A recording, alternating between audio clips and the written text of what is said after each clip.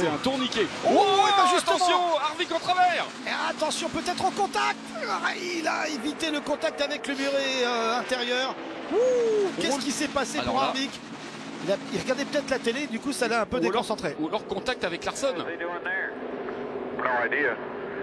Ou alors peut-être un retardataire. Ici, aucune idée, dit-il. Alors pas de chance pour la réalisation qui nous montrait un petit peu toutes les pistes des débuts de tous ces pilotes. Et en même moment, il y a eu un problème sur la piste. Et la principale victime semble être Harvick. Alors là, c'est un sacré rebondissement. Harvick qui était en feu. Enfin, en feu, c'est une expression, hein, bien sûr. La voiture, elle est bien. Mais il était vraiment très rapide sur les derniers tours après son passage dans les stands. Et il y a eu un contact avec Kyle Larson. Ouais, Kyle Larson qui a fait un écart vers la droite soudain. Bing. Ah oui, ça a quand même bien tapé fort. Pratiquement à pleine vitesse. À l'extérieur, donc sur le muret. Derrière, évidemment, les dégâts sont immédiats sur la voiture d'Harvick.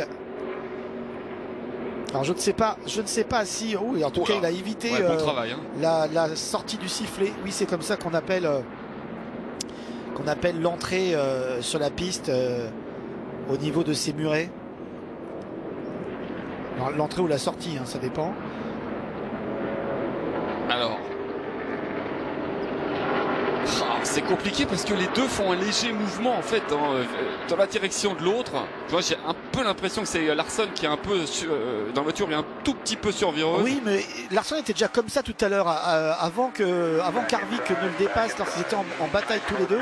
On voyait que la 42 avait beaucoup de problèmes. Alors est-ce que c'était les turbulences aéro provoquées par la présence d'Harvick ou simplement le réglage de la voiture qui ne convenait pas en milieu de virage dans la trajectoire médiane pour Larson?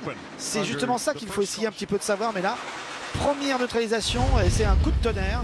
Cette première neutralisation est